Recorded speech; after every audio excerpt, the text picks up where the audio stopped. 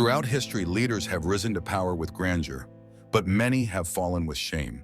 In moments of revolution, war, or betrayal, some have no choice but to flee, leaving behind their countries, their people, and their legacies. Today, we explore the most notable escapes of presidents, monarchs, and leaders in contemporary history. Power is a double-edged sword. It can elevate leaders to greatness, but it can also be their undoing. Over the past century, revolutions, uprisings, and military takeovers have forced some of the world's most powerful figures to abandon their thrones and offices. Let's dive into the stories of those who fled their countries, often at the height of chaos.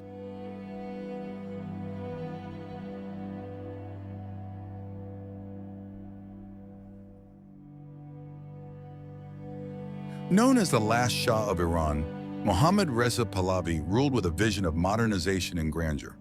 However, widespread corruption, inequality, and repression fueled the Iranian Revolution of 1979. Forced to flee, the Shah lived in exile in multiple countries, eventually dying in Cairo in 1980.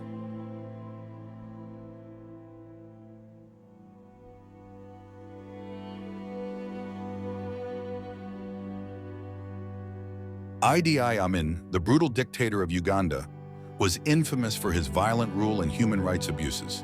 In 1979, as Tanzanian forces and Ugandan rebels advanced, Amin fled to Libya and later Saudi Arabia, where he lived quietly until his death in 2003.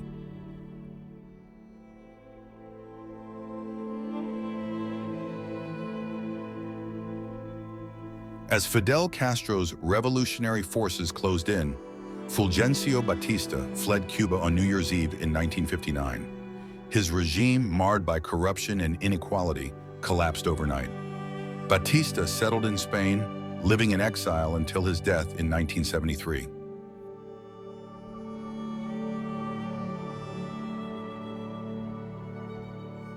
Jean-Claude Duvalier inherited power from his father, Papa Doc, ruling Haiti with extravagance and repression. Amidst a popular uprising in 1986, Duvalier fled to France, where he lived in exile for decades before his controversial return to Haiti in 2011.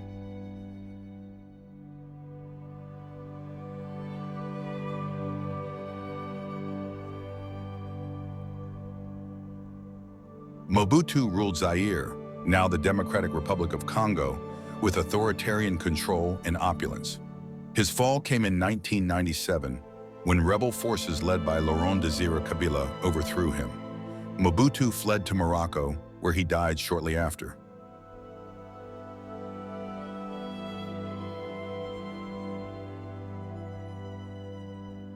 In 1931, Spain's King Alfonso III fled as the Second Spanish Republic was proclaimed.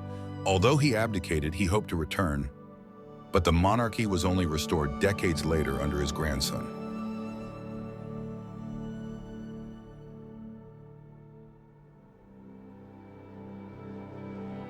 The Ethiopian emperor, once revered as a divine figure, was overthrown during the Ethiopian Revolution.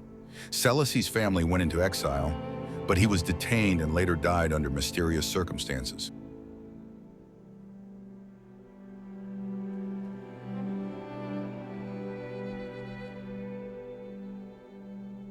The Arab Spring started in Tunisia, forcing President Zine El Abidine Ben Ali to flee to Saudi Arabia in January 2011. His departure marked the beginning of a wave of revolutions across the Arab world.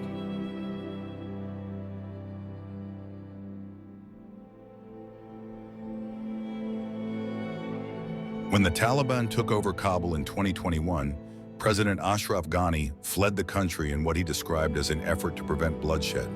He later appeared in the UAE, where he continues to live in exile.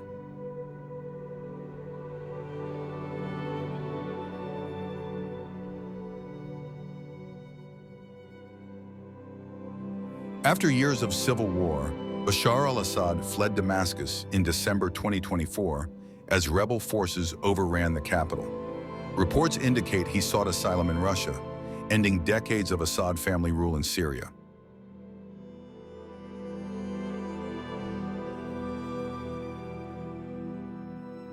Whether monarchs, dictators, or elected officials, these leaders often share a common narrative: a fall from grace driven by corruption, repression, or mismanagement.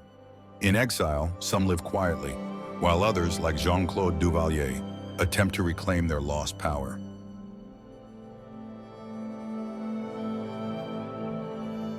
History reminds us that power is fleeting, and leaders are accountable to their people. The stories of these exiled leaders serve as cautionary tales for those in power today. From shahs to presidents, kings to dictators, no leader is immune to the tides of change. These stories of power and exile are a testament to the resilience of people and the unpredictability of history. Thank you for watching, and don't forget to like, share, and subscribe for more fascinating historical insights.